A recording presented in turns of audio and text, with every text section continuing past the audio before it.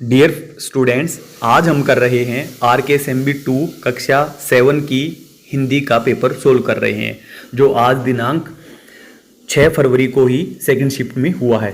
6 फरवरी 2024 को second shift में हुआ है। तो इसका पहला क्वेश्चन है, जय हो सतलज बहन तुम्हारी, लीला अचरज बहन तुम्हारी, हुआ मुदित मन हटा खुमारी, जाऊं मैं तुम पर बलिहारी। तो इसमें दी गई पंक्तियों में हमें बताना है अचरज और मुदित, इनके हमें अर्थ बताने क्रमशः क्या होंगे इनके अर्थ। तो इनके अर्थ क्या होंगे, स वाला राइट होगा, आश्चर्य और खुश। दूसरा देखें, दिए गए शब्दों में से शुद्ध वर्तनी वाला शब्द क्या है। यह हम सेट नंबर 4 हल कर रहे हैं, तो आप ये ध्यान रखें कि हम सेट 4 हल कर रहे हैं। आपके पेपर का सीरियल नंबर अलग हो सकते हैं, जो क्वेश्चन के सीरियल नंबर हैं वो डिफरेंट हो सकते हैं, और अंदर ऑप्शन भी अलग हो सकते हैं, तो यह आप ध्यान रखें।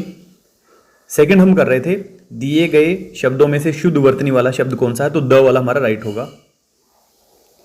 तीसरे में हम आ गए हैं, जिसका उल्लेख ऊपर किया गया है वाक्यांश के लिए एक शब्द, तो ये द उपयुक्त। चौथा, रक्षक का विलोम शब्द है भक्षक। पांचवा, दिए गए शब्दों में से ती प्रत्यय वाला शब्द नहीं है, मनोती, ये नहीं है, बाकी सभी के साथ नी प्रत्यय लगा हुआ है। क्वेश्चन नंबर 6, भावना कल परीक्षा देने जाएगी, दिए गए वाक्य में काल है, तो ये भविष्य काल है, ब वाला हमारा राइट होगा। सातवें में हम आ गए हैं, एक गांव में देव नाम का लड़का था, चारों तरफ हरियाली देखकर उसे खुशी होती थी, इसलिए वह वर्षा ऋतु में ज्यादा से ज्यादा पौधे लगाता था और पूरे साल उनकी डैश जिससे पौधे बढ़ रहे थे। दिए गए वाक्यों में से रिक्त स्थान के लिए उपयुक्त वाक्य है, तो वह देखभाल करता था, तो इसके लिए आएगा ब राइट होगा कि वो पूरे साल पौधों की देखभाल करता था। आठवें में हम आ गए हैं, रोहन ने नोट 100 का जेब से निकाला, दिए गए वाक्यांश से निर्मित सही वाक्य है, तो इससे कौन सा वाक्य सही निर्मित होगा, द वाला। रोहन ने जेब से 100 का नोट निकाला, द वाला हमारा राइट होगा। आगे है, दी गई सूचना को पढ़कर प्रश्न संख्या 9 से 12 के उत्तर देने हैं हमें। तो यहाँ पे विद्यार्थी परिषद द्वारा राष्ट्रीय युवा दिवस 12 जनवरी 2025 रविवार को राज्य स्तरीय प्रतियोगिता स्वामी विवेकानंद ओपन क्रिकेट प्रतियोगिता का आयोजन किया जा रहा है। स्थान मेढ़ी मैदान रामगढ़ अलवर में आयोजित होने जा रही है।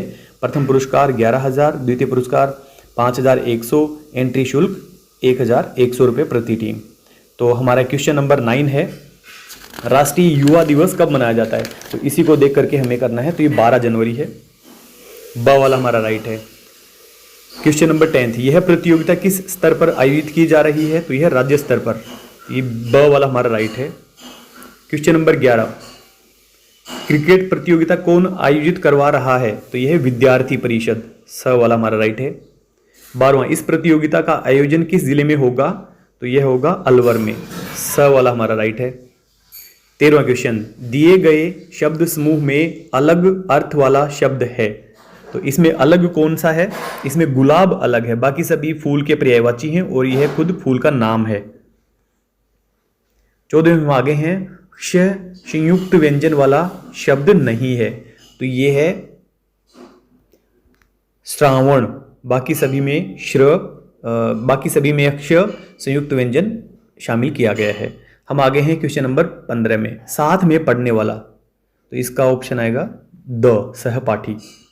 16 में हम आगे हैं, ओजस्वी ने 2 किलो सेब खरीदे, रेखांकित शब्द के अनुसार इस वाक्य में विशेषण है, तो विशेषण कौन सा है, परिणामवाचक विशेषण, स वाला हमारा राइट होगा। अगला है, सभी बच्चों को गर्म दूध पीना चाहिए, दिए गए वाक्य में क्रियापद है पीना, स वाला हमारा राइट होगा। 18वें में हम आ गए हैं, अरे प्रिया रानी और शगुन मेला देखने जा रही है, वाक्य में कौन सा विराम चिन्ह नहीं है, तो इसके अंदर प्रश्नवाचक नहीं है, बाकी सब विराम चिन्ह हैं।